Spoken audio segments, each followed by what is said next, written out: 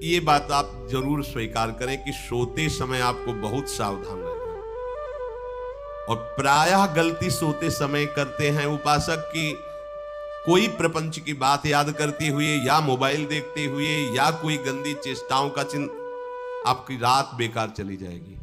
अगर गंदी चेष्टा हो गई तो सुबह भी बेकार हो जाएगी, दिन भी बेकार हो जाएगा, निरुत्साहित हो जाओगे। सोते समय आपको समय नहीं देना व्यर्थ चिंतन का। उसी समय विषय चिंतन होता है, उसी समय विषय भोग की आकांक्षा जागृत होती, उसी समय विषय देखने की इच्छा होती। मोबाइल है तो जिस समय आप अपनी शैया पर जाएं स्विच ऑफ कर दें।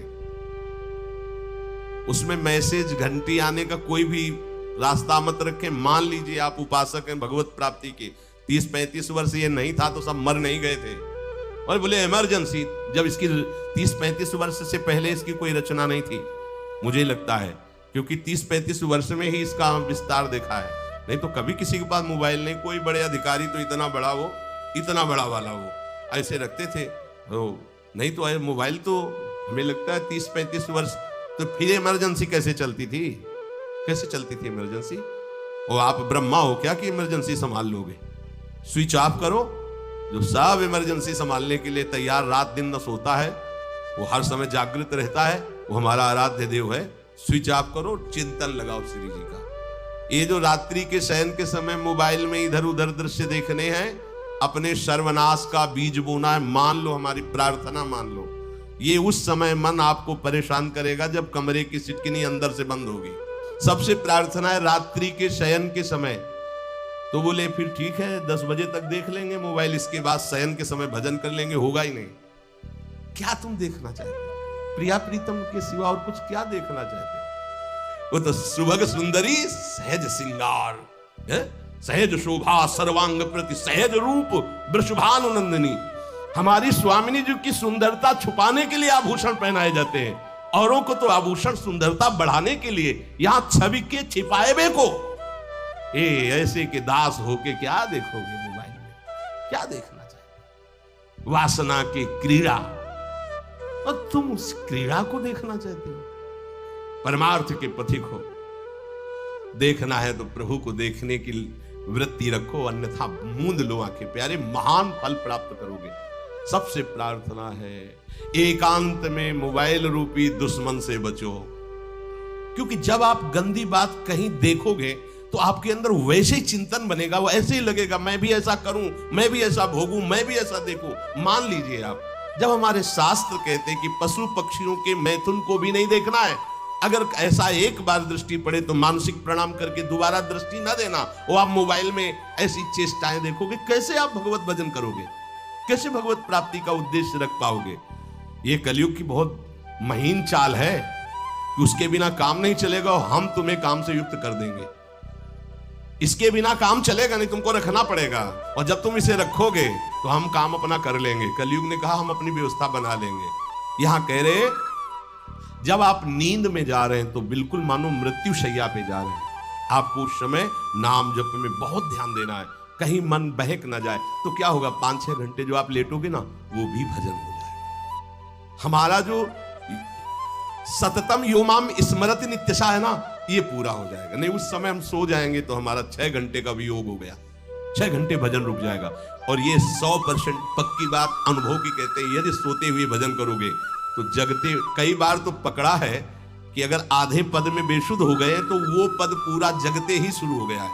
मतलब बीच में स्थिति भागवती की रही। जैसे बेहोश करते समय हमने कहा था जब ऑपरेशन के हमें बता देना, तो उनका बाबा अब इंजेक्शन लगाने वाले हैं, तो वो 1 मिनट हमें केवल दीजिए अपनी चित्तवृत्ति। तो जब होश आया तो वही पहले चिंतन चल रहा था, वही चिंतन। जैसे सोने के समय हम बेहोश हुए तो जगने के समय वही चिंतन, ऐसे ही इंजेक्शन से जब बेहोश हुए और जब होश आया तो वही चिंतन चल। बहुत बड़ा चमत्कार अभ्यास का है। नींद खुले तब से लेकर गाढ़ नींद आने तक स्मरण में कभी रुकना नहीं। और आपको एक छूट दे रहे हैं। कभी कभी क्या होता है कि एक मंत्र में, एक नाम में जैसे बहुत देर अभ्यास करते हैं तो मन ऊबने लगता है। इसका स्वभाव है, ये अनुभव की बातें कहते हैं। इसका स्वभाव है नवम नवम, नहीं तो ये मतलब, तो इसको हम लोगों ने कैसे फंसाया है। जैसे गुरु मंत्र जप रहे, अब 2-3 घंटे लगातार गुरु मंत्र जप, अब इसको ऊबन बढ़ी, अभी छोड़ रहा है, बीच बीच में पता चलता है छोड़ना चाहता है, छोड़ रहा है, तुरंत इसको नाम में फंसाया। अब थोड़ी देर नाम में चला, फिर उभरा, बहुत विचित्र है ये, अब उसको फंसा दिया। और पीछे की बात अभ्यास के समय, नमामि समीशान निर्वाण रूपम विभुम व्यापकम ब्रह्मवेद स्वरूपम। चिंतन, पदगान कर रहे, ये भगवान शिव पदगान कर रहे हैं, उसका चिंतन, निर्वाण रूपम विभुम व्यापकम ब्रह्मवेद स्वरूपम। अब अपने यहां अवसर है, सुंदर सुंदर कोई पद, गुरु मंत्र जब करते हुए मन जब उबने लगे, राधा वल्लभ श्री हरिवंश, राधा वल्लभ श्री हरिवंश, राधा वल्लभ श्री हरिवंश, इसमें भी उबने लगे, शुरू कर, जोई जोई प्यारो करे सोई मोही भावे, भावे मोही जोई, इसमें भी उबने लगे। सुधा निधि का कोई एक लाइन ले लो, ब्रह्मेश्वरादि सुदुरूह पदारविंद श्रीमत् पराग परमाद्भुत वैभव, ब्रह्मेश्वरादि सुदुरूह पर, छोड़ना नहीं है तू, भाग में नवम नवम दे रहा हूं, नवम। इसको फंसाने के लिए आपके पास अस्त्र हो, जैसे यहां चाकू, यहां पिस्तौल, तलवार, ये वो सब बिल्कुल वीर सजा रहता है, ऐसे ही अपने लोग सजे रहते हैं। छोटा राधा, अब एकदम चिपक गया आके तो कैसे मारे, तो छोटी चाकू है ना वैसे, राधा राधा राधा, थोड़ा दूरी राधा वल्लभ श्री हरिवंश, थोड़ा और दूरी गुरु मंत्र, बड़े बड़े अस्त्र अपने पास रख ले, बहुत भाग रहा है तो फंसा दिया। प्रथम यथामति प्रणव श्री, अब लग पूरा पद गा उसमें लग, प्रथम यथामति प्रणव। भोजन पाते समय ऐसा अभ्यास किया है, 1 घंटा के पहले भोजन नहीं होता, चाहे 2 रोटी पाना हो, समय लगता है, आराम, एक एक नाम, एक कुछ भी हल्ला मचाओ, कोई फर्क नहीं पड़ेगा, अपना चलेगा।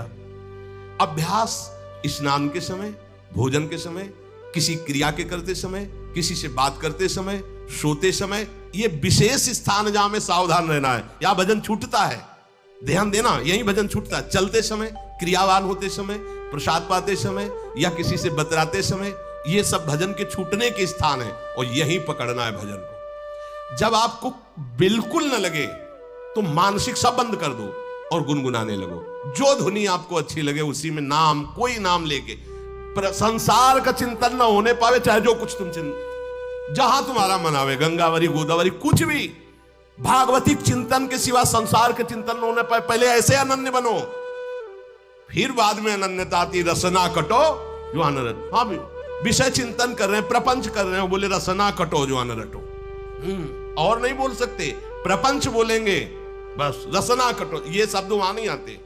पहले हम आपको छूट देते, भक्त चरित्र, भगवान की चरित्र, नाम, कीर्तन, मंत्र, जो भी चाहो, संसार का चिंतन मत होने देना, पहले ये पकड़ो, फिर आगे चल करके जब पवित्र हृदय होगा तब ये निष्ठा आती, रसना कटो जो अन रटो, निरखियन फुटो नयन। मान लो संसार का चिंतन नहीं करने देना है इसको, आप जैसे बने वैसे करो भागवतिक चिंतन, कोई नाम ले लो, कोई मंत्र ले लो, तुम्हें जो प्रिय लगे, हम छूट देते हैं। ये नहीं करें कि रसना कटो जो अन रटो, ये बाद की बात है, हमें पहले इसका संसार चिंतन रोकना है।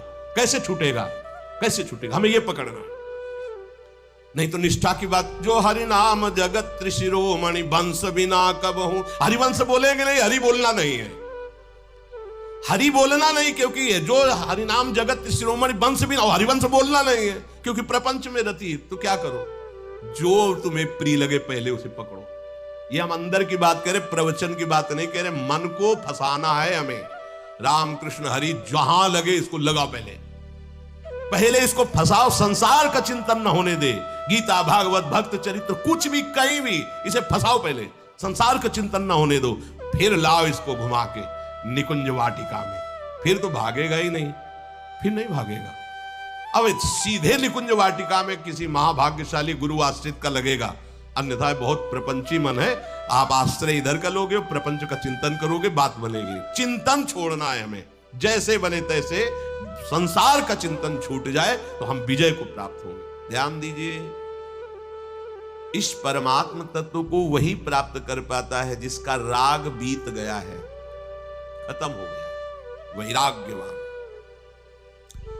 ज्यादा परिश्रम नहीं है वैराग्य में, विवेक नहीं होने के कारण हम वैराग्य नहीं धारण कर पाते। हम बाहरी बातों को वैराग्य ले लेते हैं, ऐसा कपड़ा बदल लेना या कपड़ा ना पहनना या लौकी का कमंडल, मिट्टी का पात्र, तो हम अपने को वैरागी। बात यहां नहीं रुकेगी। वैराग्य का इतना ही मतलब नहीं, ये भी एक बाह्य अंग है वैराग्य का, पर वैराग्य का सच्चा स्वरूप है वीतरागा। कहीं कुछ भी अच्छा नहीं लग रहा, कोई भी सुख आकर्षित नहीं कर रहा, लोक लोकांतर की प्रतिष्ठा, मान, सुख, ऐश्वर्य, व्यक्ति कुछ अच्छा नहीं। राग खत्म हो गया। ऐसा उस अक्षर ब्रह्म को, अविनाशी तत्व को जान पाता है। जगते भयो फिरे बैरागी, जय श्री हरिवंश प्रपंच बंच सब ये काल ब्याल को खायो।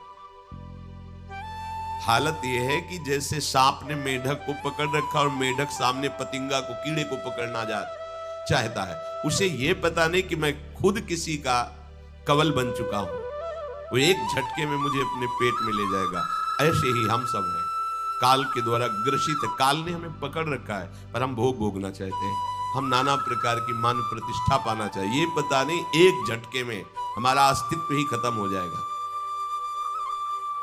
जिनके अंतःकरण में किसी भी व्यक्ति, वस्तु, स्थान, पद, प्रतिष्ठा का राग ही नहीं रह गया है, उसे कहते हैं वैराग्यवान।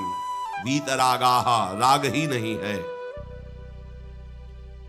जिनका अंतःकरण निष्पाप निर्मल हो चुका है, जिनके हृदय में केवल भगवत प्राप्ति की उत्कट लालसा जागृत हो गई है, ऐसा साधन संपन्न उपासक परमात्म तत्व में प्रवेश पाता है। अध्यात्म मार्ग की ऊंचाई पर वो स्थित हो जाता है। यदि छंतु ब्रह्मचर्यम चरंती, जिनकी इच्छा एकमात्र भगवत प्राप्ति की है, यदि छंतो, उनको क्या करना होगा? ब्रह्मचर्यम चरंती, ब्रह्मचर्य का पालन करना होगा। प्रत्येक इंद्रियों का निर्विषय हो जाना वास्तविक ब्रह्मचर्य है। केवल जनेंद्रिय से ही ब्रह्मचर्य को नहीं लेते। हमारी प्रत्येक इंद्रिय भोगों से रहित होकर भगवत अनुराग में, नेत्र प्रभु को देखना चाहते हैं, त्वगेंद्रिय प्रभु को स्पर्श करना चाहती है, घ्राणेंद्रिय प्रभु के श्री अंग की गंध पाना चाहती है, श्रवणेंद्रिय प्रभु के वचन सुनना चाहती है। एक एक इंद्रिय अपने प्रभु में लग गई, अंतर्मुख हो गई, बाहर विषयों का त्याग हो गया। इसे ब्रह्मचर्य कहते हैं। पर प्रारंभिक ब्रह्मचर्य में जनेंद्रिय का ब्रह्मचर्य अत्यंत आवश्यक है।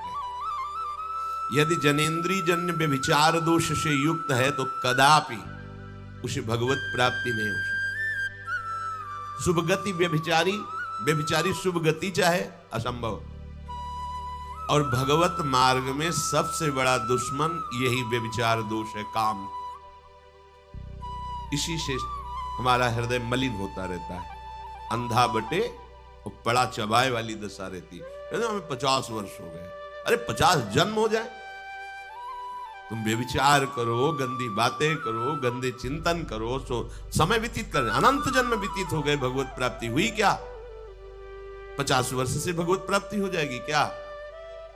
5 मिनट काफी है भगवत प्राप्ति में। एक बार नाम काफी है। वो स्थिति तो लाओ। बार बार बहिर्मुख वृत्तियों के द्वारा विषयों में सुख बुद्धि कर लेने से हमारा सारा का सारा अध्यात्म चिंतन बदलता रहता है, इसलिए लाभ नहीं मिल पाता, एक रस चिंतन नहीं रह पाता। बार बार विक्षेपी विषय करते रहते हो, हम सहते रहते हैं और भोगते रहते हैं। एक बार तो हिम्मत करके उठो। अब लो नशानी अब ना नशई हो, एक बार तो दृढ़ बनो। बस मन के अनुकूल चलने की बात को तुम्हें रोकना होगा, तभी तुम्हारे अंदर यदि क्षमतो, ऐसी इच्छा जागृत होगी। पक्का पक्का ऐसा ही है। जब हम किसी विषय के वेग को सहते हैं, विषय नहीं भोगते, तो मन बहुत जलाता है। उस जलन में फिर एक ही बात होती है, बस भगवत प्राप्ति हो जाए, झंझट खत्म हो जाए। कब तक हम इसमें चलेंगे? एक बार भगवत, वो जलन हमको भगवत प्राप्ति की इच्छा प्रकट करती है। अपने लोग क्या करते, जलन को मिटाने की कोशिश करने लगते हैं तो भगवत प्राप्ति की इच्छा क्या, भोग प्राप्ति की तृष्णा जागृत हो जाती है। भोगे हुए भोगों को बार बार भोगने की इच्छा का नाम तृष्णा है। बाहर और भीतर से कोई सहयोगी नहीं, जल रहा है उपासक, तब रास्ता निकलता है भगवत प्राप्ति का, तब इच्छा प्रकट होती। अब नहीं, बहुत जल लिया, अब तो केवल प्रियाजू के समीप जाना है, अब तो प्रभु के सानिध्य में रहना है, नहीं इन भोगों की जलन में जलना है। पर यहां तक पहुंचने के लिए जलना होगा, तभी लिखा सहित सहित बाढ़ है भगति तास्तिति क्षस्व भारत, क्योंकि आगमा पाइनो अनित्यास, ये नाशवान काम क्रोध आदि तुम्हें प्रेरित करेंगे, तुम इनके वेगों को सह जाओ, ये स्थायी नहीं है। आगमा पाइनो है, आने जाने वाले हैं, और ये सहन करने से नष्ट होते हैं, भोगने से बढ़ते हैं।